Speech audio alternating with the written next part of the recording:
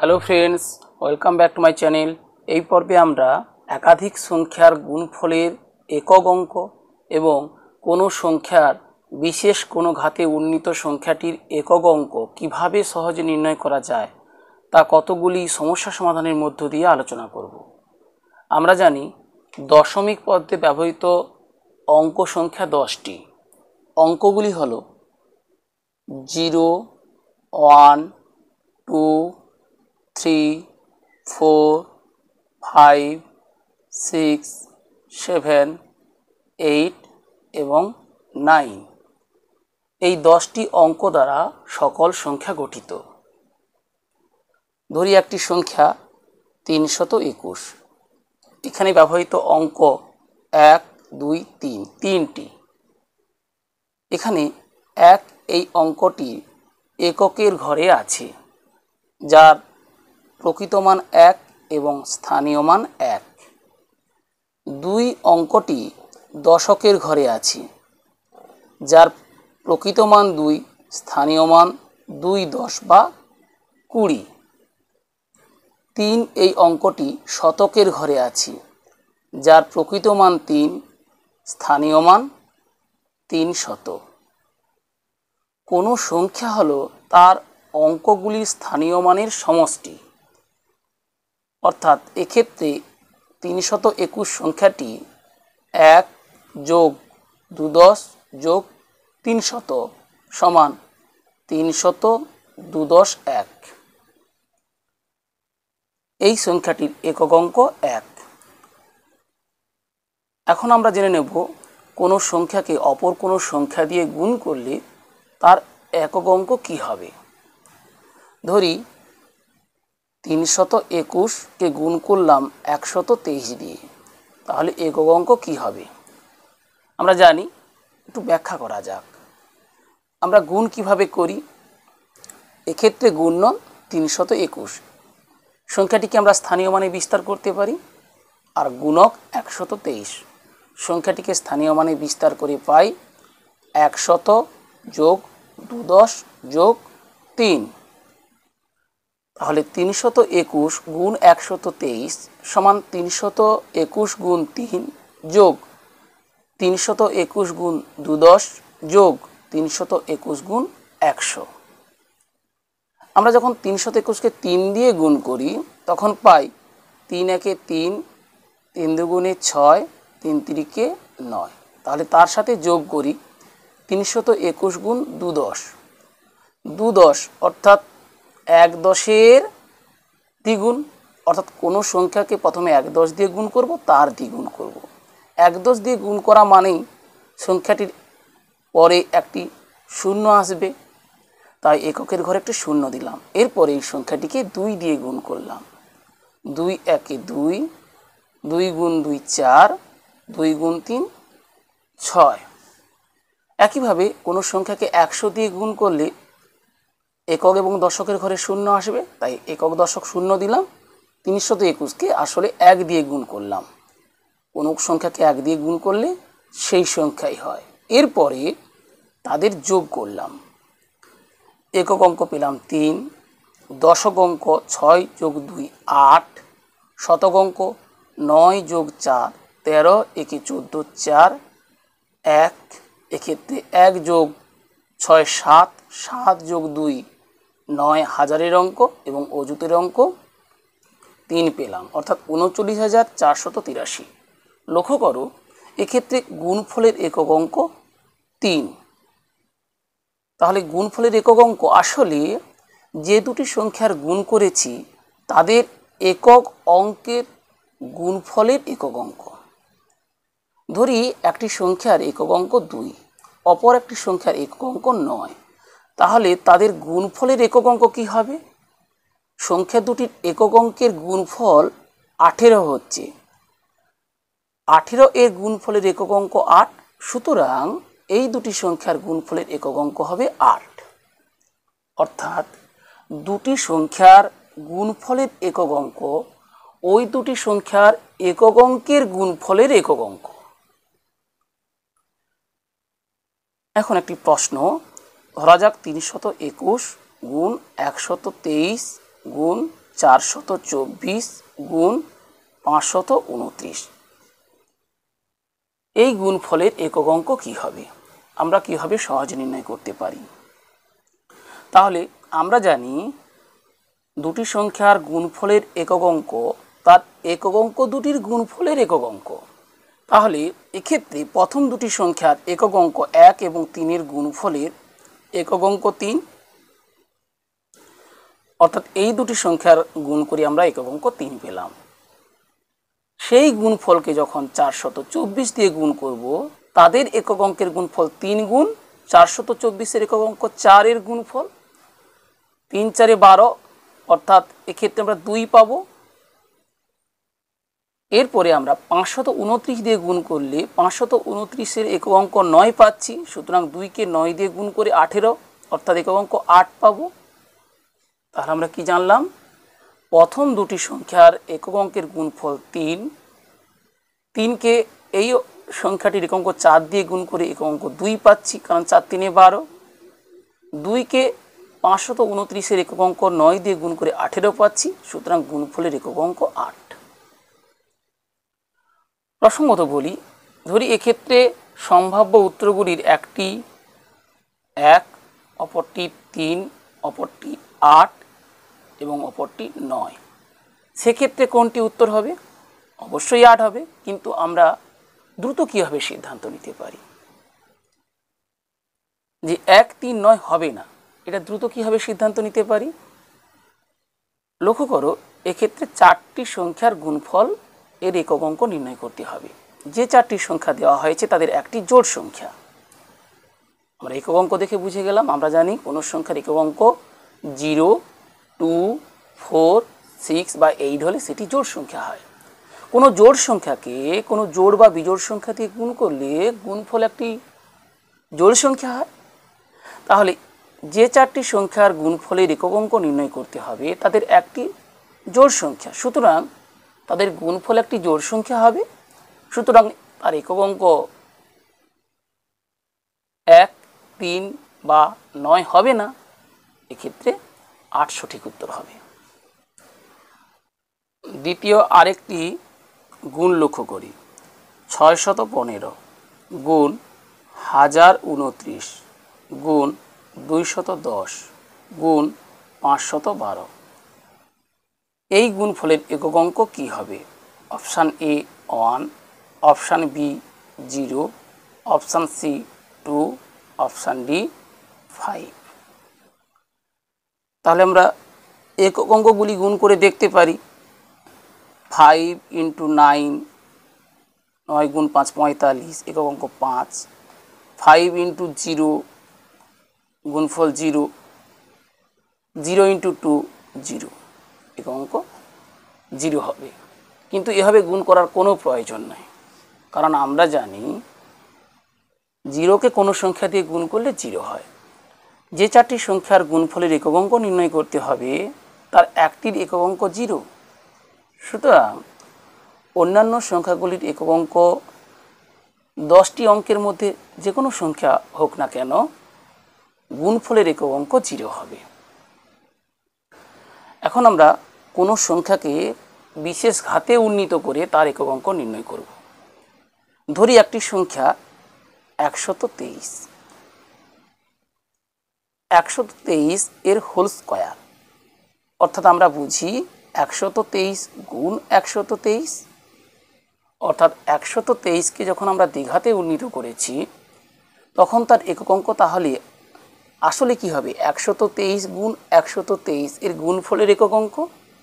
আমরা জানি দুটি সংখ্যার গুণফলের একক অঙ্ক সংখ্যা দুটির একক অঙ্কের গুণফলের একক অঙ্ক। আসলে 3 গুণ 3 এর একক অঙ্ক 9, অর্থাৎ আমরা দেখলাম 123 হোল স্কয়ার এর একক অঙ্ক হবে 3 স্কয়ার এর একক অঙ্ক।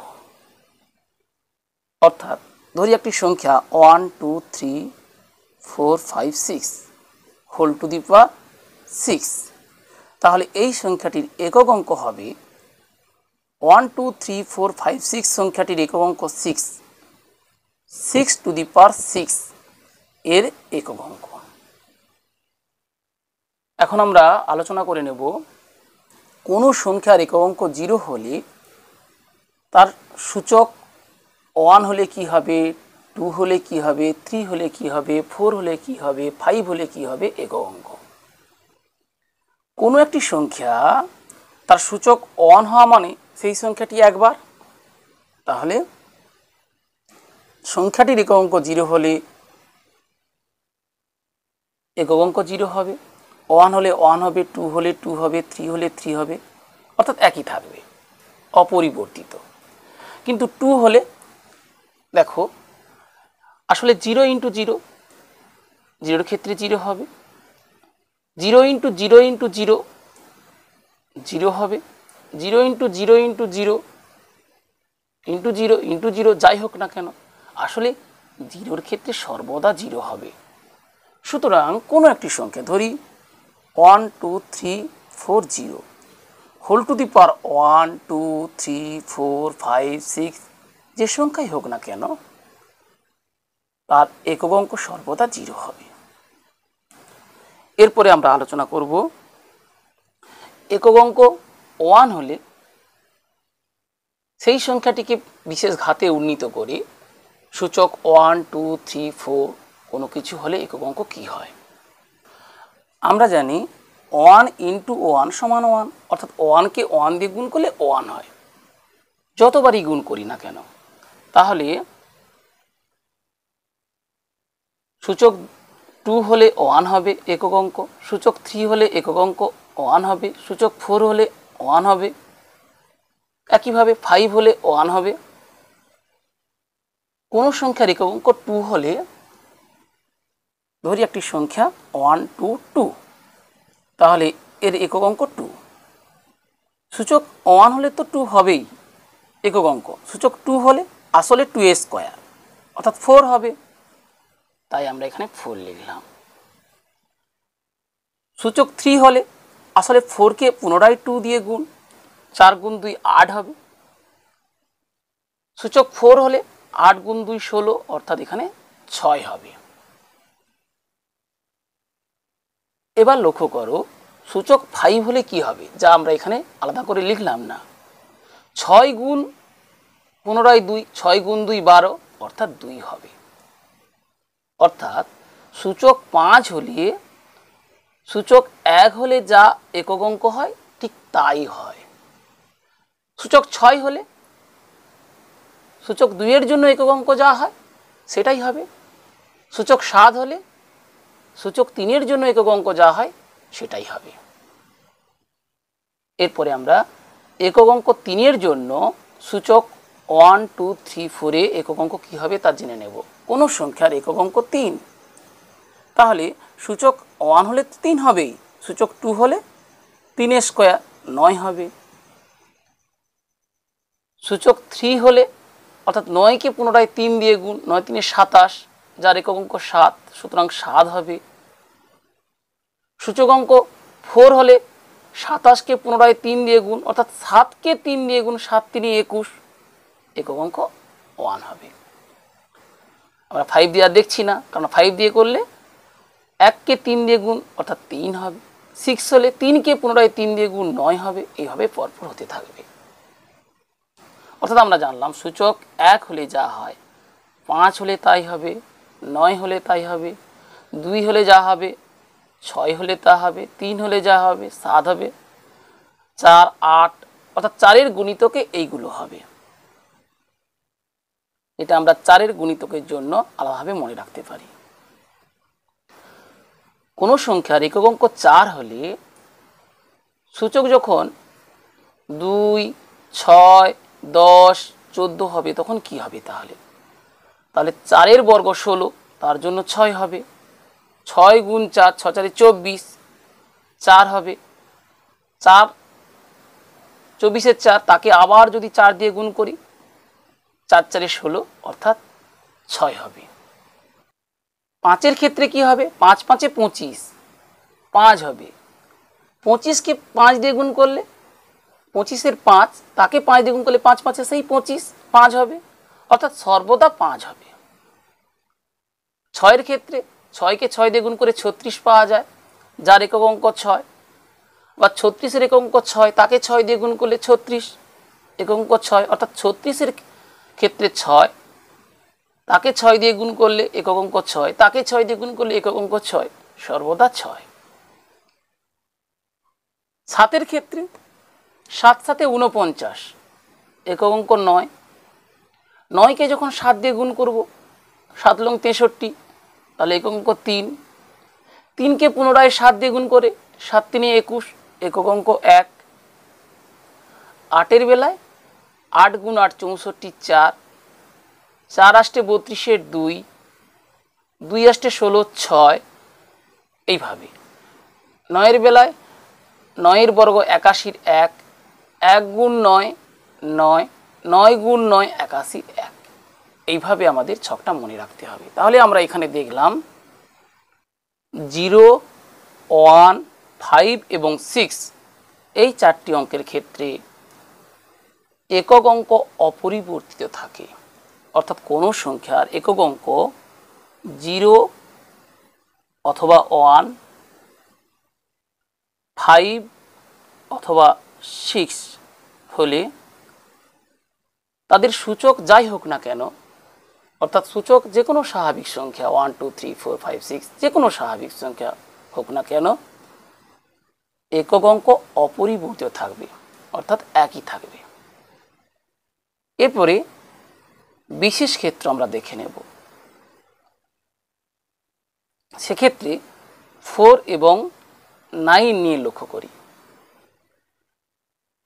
একক অঙ্ক 4 হলে দেখো সূচক 2, 6, 10 এদের জন্য কি হচ্ছে, আর যখন 4-এর গুণিতক হয়ে যাচ্ছে তখন কি হচ্ছে, 6ই থাকতেছি। আর যখন 3 হচ্ছে তখন 4 হচ্ছে। অর্থাৎ সূচক 3 হলে একক অঙ্ক 4। আমরা এইভাবে মনে রাখবো 4 স্কয়ার 16, 6, 6কে 4 দিয়ে গুণ করে 24, 4।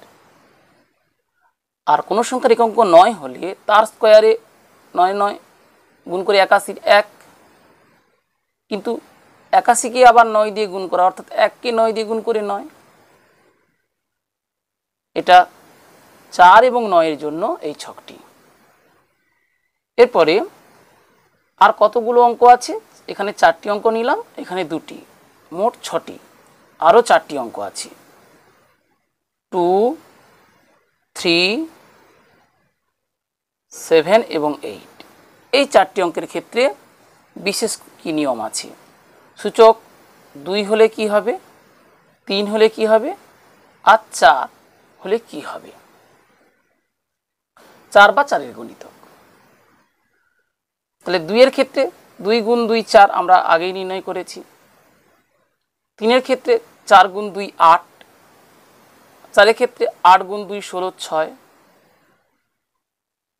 একক অঙ্ক 3-এর জন্য 3 স্কয়ার 9, 9 গুণ 3 27-এর 7, 7 3 21-এর 1। একক অঙ্ক 7-এর জন্য 7 স্কয়ার 9, একক অঙ্ক 7, সূচক যখন 3, 9 গুণ 7 63, 3। 4-এর বেলায় 3 গুণ 7 21-এর 1। একক অঙ্ক 8 হলে যখন সূচক 2, 8 স্কয়ার 64, 4। সূচক 3 হলে 4 আষ্টে 32, 2। সূচক 4 হলে 2 গুণ 8 16, 6। এইভাবে এখানে একটা জিনিস লক্ষ্য করো, সংখ্যাগুলি 2 3 7 8। যখন সূচক 3, নিচ থেকে উপরের দিকে 2 3 7 8, এবং 3 এবং 7-এর ক্ষেত্রে আমরা লক্ষ্য করি 9 9। 2 8-এর ক্ষেত্রে লক্ষ্য করি 4 4। এক্ষেত্রে 2 8-এর জন্য 6 6, 3 এবং 7-এর জন্য 1 1। আমরা লক্ষ্য করলাম সূচক যখন 4-এর গুণিতক তখন একক অঙ্ক 2 4 6 বা 8 হলে 2 এর জন্য 6, 4 এর জন্য 6, 6 এর জন্য 6, 8 এর জন্য 6, অর্থাৎ গুণফলের একক অঙ্ক 6 হবে। আর সূচক যখন 4 এর গুণিতক কোনো সংখ্যার একক অঙ্ক 1 বা 3 বা 7 বা 9 হলে আমরা জানি 1 এর জন্য সর্বদা 1 হয়, এক্ষেত্রে 3 এর জন্য 1, 7 এর জন্য 1, 9 এর জন্য 1। এভাবে আমরা এই ছকগুলো মনে রাখতে পারি। তাহলে বিশেষভাবে আমাদের মনে রাখতে হবে কোনো সংখ্যার একক অঙ্ক 0 বা 1 বা 5 বা 6 হলে তার সূচক যাই হোক না কেন একক অঙ্ক অপরিবর্তিত থাকে। তাহলে ধরি একটি সংখ্যা 356 টু দি পাওয়ার 653। তাহলে এই সংখ্যাটির একক অঙ্ক কী হবে? 356 টু দি পাওয়ার 653, অর্থাৎ 356 গুণ 356 গুণ 356, এইভাবে 653 বার। আমরা তো 653 বার গুণ করব না, আমরা কি জানলাম 356 সংখ্যাটির একক অঙ্ক 6, সুতরাং গুণফলের একক অঙ্ক হবে 6 এর সূচক 653 এর একক অঙ্ক।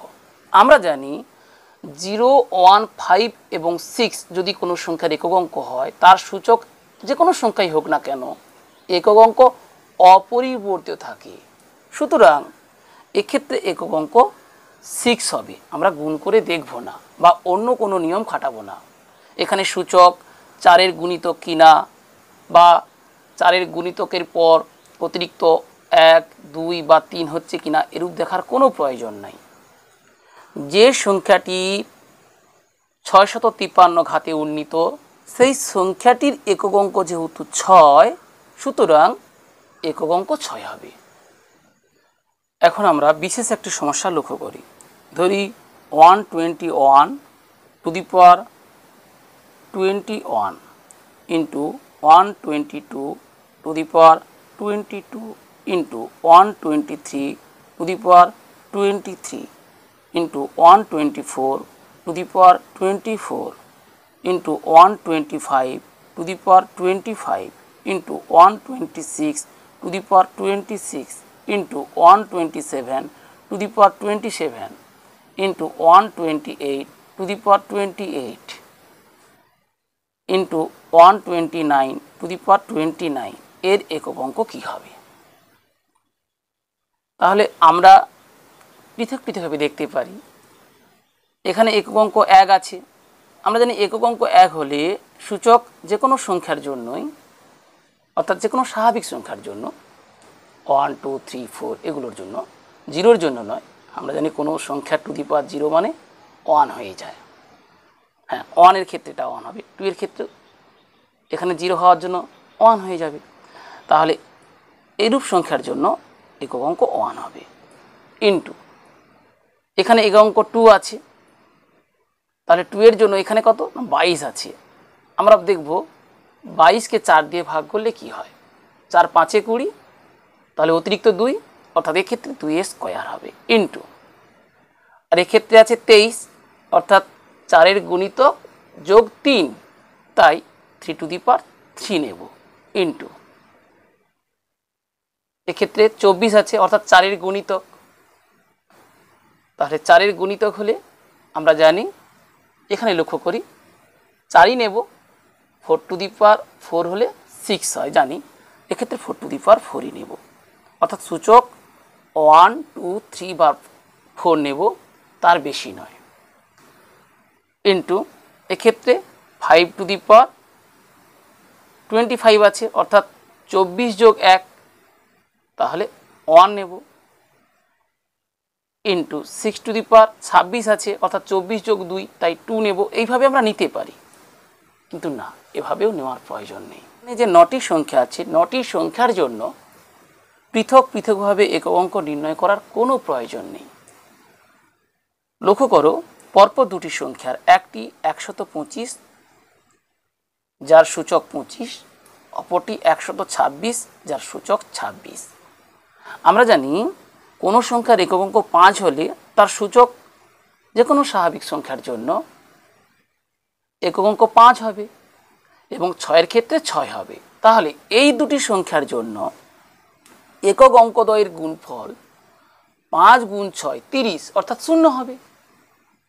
আর শূন্যকে কোনো সংখ্যা দিয়ে গুণ করলে 0 হয়। সুতরাং এক্ষেত্রে যে 9টি সংখ্যা দেওয়া আছে তাদের গুণফলের একক সংখ্যা 0 হবে। অর্থাৎ 9টি পৃথক একক অঙ্ক নির্ণয়ের পর তাদের একক অঙ্ক নির্ণয় করার কোনো প্রয়োজন নেই। এরপর আমরা ধরি একটি সংখ্যা 1 2 3 যার সূচক 4 5 6 7 অর্থাৎ 123কে 4567 ঘাতে উন্নীত করা হয়েছে। এই সংখ্যাটির একক অঙ্ক কী হবে? সূচক এক্ষেত্রে 4567। আমরা 4567কে 4 দিয়ে ভাগ করে দেখব ভাগশেষ কত হয়।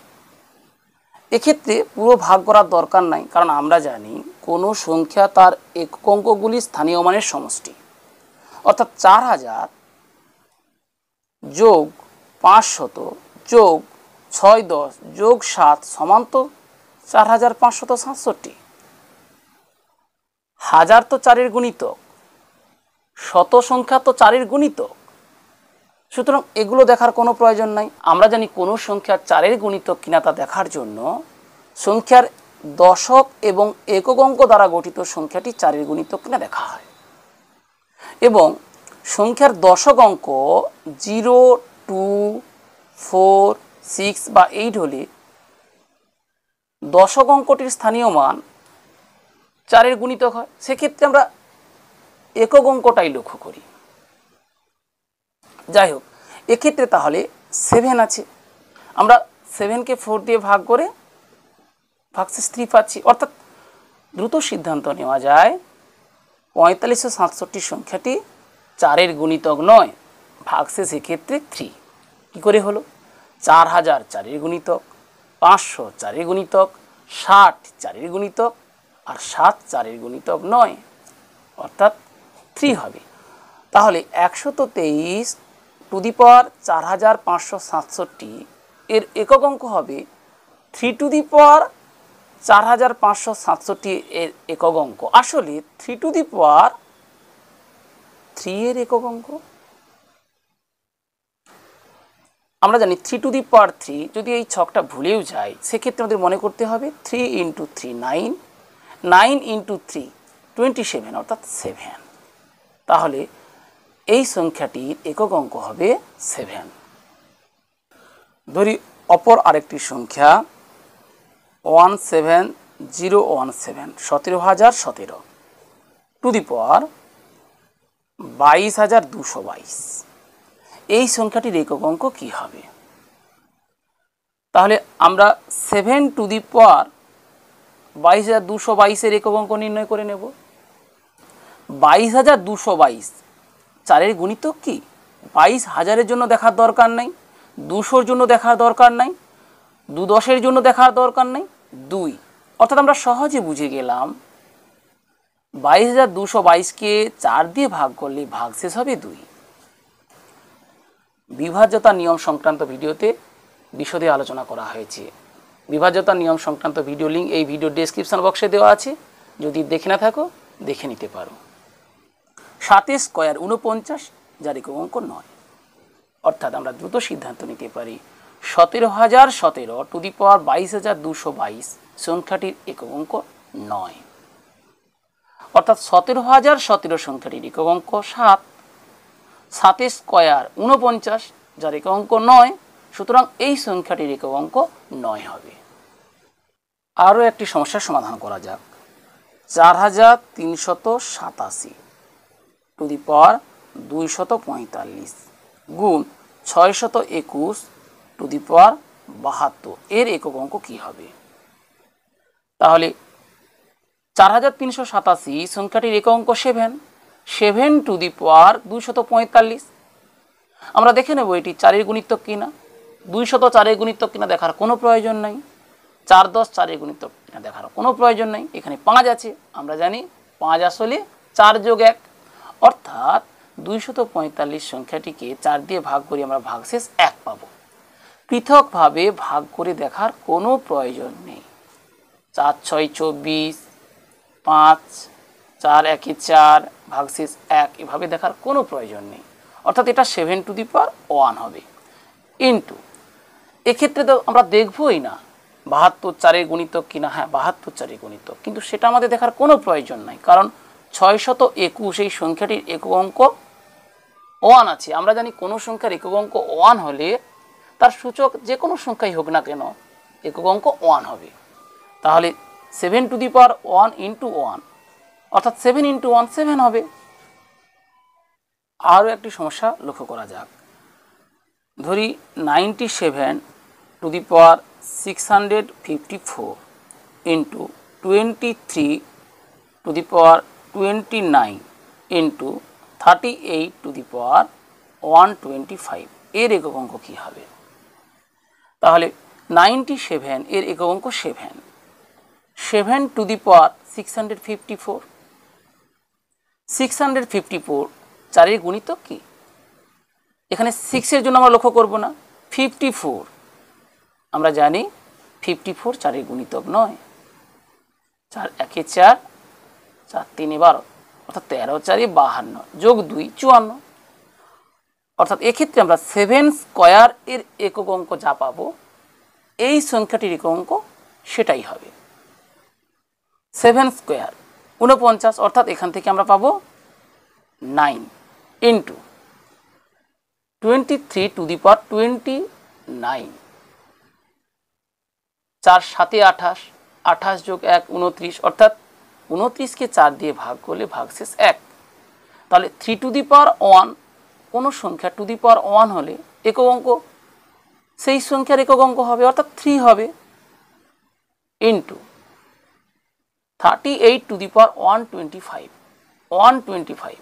এক্ষেত্রে 1-এর জন্য ভাবছি না, 2-এর জন্য ভাবছি না, 5 আছে, 4 প্লাস 1, অর্থাৎ সূচক 1। 8 টু দি পাওয়ার 1, কোনো সংখ্যা টু দি পাওয়ার 1 একক অঙ্ক অপরিবর্তিত থাকবে, অর্থাৎ এক্ষেত্রে 8 হবে। তাহলে গুণফলের একক অঙ্ক প্রথম এই সংখ্যাটির জন্য 9, দ্বিতীয় এই সংখ্যাটির জন্য 3, তৃতীয় এই সংখ্যাটির জন্য 8, তাদের গুণফল 9 গুণ 3 27, অর্থাৎ এক্ষেত্রে 7, 7 গুণ 8 8 7 56, একক অঙ্ক 6। এখন আমরা একটি অতি গুরুত্বপূর্ণ সমস্যার সমাধান করব। 251 two the power 98 plus 21 two the power 29 minus 106 two the power 100 plus 705 two the power 35 minus 16 two the power 4 plus 259, এই সংখ্যাটির একক অঙ্ক কী হবে? তাহলে প্রথমে 251 এর সূচক 98 আছে, 251 সংখ্যাটির একক অঙ্ক 1 আছে, সুতরাং এর জন্য একক অঙ্ক 1 পাবো, প্লাস এক্ষেত্রে আমরা 1 পাবো, মাইনাস একক অঙ্ক 6 আছে। আমরা জানি 0 1 5 এবং 6-এর জন্য একক অঙ্ক অপরিবর্তিত থাকে, তাহলে এক্ষেত্রে 6-এর জন্য 6 হবে, প্লাস 5-এর জন্য 5 হবে, মাইনাস 6-এর জন্য 6 হবে, প্লাস 259। অর্থাৎ সর্বদা আমরা লক্ষ্য করি যে সংখ্যাগুলো দেওয়া আছে বিভিন্ন ঘাতে উর্ণিত, তাদের নিধান এর একক অঙ্ক 1 1 6 5 6, সুতরাং একক অঙ্ক অপরিবর্তিত থাকবে। 1-এর জন্য 1, 6-এর জন্য 6, 5-এর জন্য 5 লিখেছি। এরপরে লক্ষ্য করো 1 প্লাস 1 2, 2 প্লাস 5 7, এই সংখ্যাটির একক অঙ্ক 9 আছে, 7 + 9 16, তাহলে 16 থেকে বিয়োগ হচ্ছে 6 6 12, 4 হচ্ছে, বা 16 6 আর 12 2, যাদের বিয়োগফল 4। সুতরাং এই সংখ্যাটির বা এই সংখ্যামালাটির একক অঙ্ক 4 হবে। এরপর আরও একটি গুরুত্বপূর্ণ সমস্যার সমাধান করা যাক। 2021 টু দি পাওয়ার 2022 যোগ 2019 টু দি পাওয়ার 2021 এর একক অঙ্ক কী হবে? লক্ষ্য করো, 2021 সংখ্যাটির একক অঙ্ক 1 আছে, সুতরাং সূচক যে কোনো স্বাভাবিক সংখ্যার জন্য একক অঙ্ক 1 হবে, প্লাস এখানে 9 আছে আর এখানে আছে 2021, 2000 4 গুণিতক 21, 20 4 গুণিতক 21 নয়, তাহলে এক্ষেত্রে 2021কে আমরা 4 দিয়ে ভাগ করে ভাগশেষ 1 পাবো, অর্থাৎ 9 টু দি পাওয়ার 1, অর্থাৎ একক অঙ্ক হবে 1 + 9, 1 + 9 10, 0। তাহলে এই সংখ্যামালাটির একক অঙ্ক 0 হবে। কিন্তু যদি বলা হয় 2021 to the power 2022 minus 2019 to the power 2021, এই সংখ্যামালাটির একক অঙ্ক কী হবে? তাহলে আমরা এক্ষেত্রে পাবো 1 মাইনাস এক্ষেত্রে পাবো 9, 1 - 9 -8 হবে কি? হবে না। যে সংখ্যার একক অঙ্ক 1 তার দশক অঙ্ক 0 হতে পারে, 1 হতে পারে, 2 হতে পারে, 3 হতে পারে, অর্থাৎ 10টি অঙ্কের মধ্যে যে কোনো একটি হতে পারে। ধরি 5, তাহলে সংখ্যাটি 51, সেখান থেকে আমরা 9 বিয়োগ করলে কি হয়? আমরা জানি একক অঙ্ক 1 থেকে একক অঙ্ক 9 যখন বিয়োগ করা যায় না, তখন যে সংখ্যা থেকে বিয়োগ করি তার দশক অঙ্ক থেকে 1 নিই, 1 10 যোগ 1 11 হয়ে যায়, তাহলে 11 থেকে 9 বিয়োগ করলে 2 হয়, অর্থাৎ ধরি একটি সংখ্যা 121, তার থেকে আমি 19 বিয়োগ করছি, অর্থাৎ একক অঙ্ক 1 থেকে একক অঙ্ক 9 যখন বিয়োগ করি আমরা এই 1কে কী করি, আগের অঙ্ক থেকে 1 10 নিই, 1 10 যোগ 1 11 করি, বিয়োগ করে 2 পাই। তাহলে একক অঙ্ক 1 মাইনাস একক অঙ্ক 9, আসলে যে দুটি সংখ্যার বিয়োগফল করছি তাদের বিয়োগফলের একক অঙ্ক হবে 11 - 9 2। তাহলে সর্বদা আমাদের মনে রাখতে হবে কোনো সংখ্যার একক অঙ্ক 0, 1, 5 বা 6 হলে তার সূচক যে কোনো স্বাভাবিক সংখ্যা হোক না কেন একক অঙ্ক অপরিবর্তিত থাকবে। এরপরে আমরা মূলত সূচকটিকে 4-এর গুণিতক কিনা তা দেখে নেব। সূচকটি যদি 4-এর গুণিতক হয় সেক্ষেত্রে একক অঙ্ক 2, 4, 6 এবং 8-এর ক্ষেত্রে সংখ্যাটির একক অঙ্ক 6 হবে এবং 1, 3, 7, 9-এর ক্ষেত্রে একক অঙ্ক 1 হবে। অন্যান্যগুলি আমরা ছকে না মনে রেখে সরাসরি করে দেখতে পারি, অর্থাৎ একক অঙ্ক 2 এর জন্য সূচক যখন 2 হচ্ছে 2 স্কোয়ার 4, 4 হবে, 3 হলে 4 গুণ 2 8 হবে, 4 হলে 8 গুণ 2 16 6 হবে, এভাবে আমরা মনে রাখবো। অর্থাৎ সূচককে সর্বদা 4 দিয়ে ভাগ করে দেখব, সূচক 4 দিয়ে বিভাজ্য কিনা তা দেখার জন্য পুরো সংখ্যাটিকে 4 দিয়ে ভাগ করার কোনো প্রয়োজন নাই। ধরি একটি সংখ্যা 1, 2, 3, 4, 5, 6, 7, 8, 9, হ্যাঁ 9 অঙ্কের এই সংখ্যাটি কি 4-এর গুণিতক? আমরা কি 4 দিয়ে ভাগ করে দেখব না, আমরা শুধুমাত্র একক দশক এই দুটি অঙ্ককে কাজে লাগাবো। 89 যার 80 + 9, সুতরাং এটাও দেখার প্রয়োজন নয়। 9 আসলে কি 8 + 1, অর্থাৎ 9কে 4 দিয়ে ভাগ করে আমি ভাগশেষ 1 পাচ্ছি, অর্থাৎ এই সংখ্যাটিকে 4 দিয়ে ভাগ করলে ভাগশেষ 1 হবে। পুরো সংখ্যাটিকে 4 দিয়ে ভাগ করার কোনো প্রয়োজন নেই। অর্থাৎ সেক্ষেত্রে যে সংখ্যাটি দেওয়া হয়েছে তার একক অঙ্ক 1 টু দি পাওয়ার 1 হবে, তার একক অঙ্ক 2 হলে 2 টু দি পাওয়ার 2 হবে। আমরা জানি সূচক 1 হলে অর্থাৎ 4 দিয়ে ভাগ করার পর যা পাচ্ছি 1 হলে একক অঙ্ক অপরিবর্তিত থাকবে, আর 2 হলে কি হবে, সেই সংখ্যাকে সেই সংখ্যা দিয়ে গুণ করে দেখতে হবে একক অঙ্ক কী হয়। 3 হলে কি হবে, 3 বার গুণ করে দেখতে হবে। 4 হলে কি হবে, আবার একবার গুণ করে দেখতে হবে। 5 হলে না, 5 তো হবে না, 5 আসলে কি 4 + 1 অর্থাৎ 1 অপরিবর্তিত থাকবে। আশা করি একক অঙ্ক নির্ণয় সংক্রান্ত প্রতিটি সমস্যার সমাধান কৌশল বুঝতে পারলে। বুঝতে কোনো সমস্যা হলে কমেন্ট বক্সে জানাও।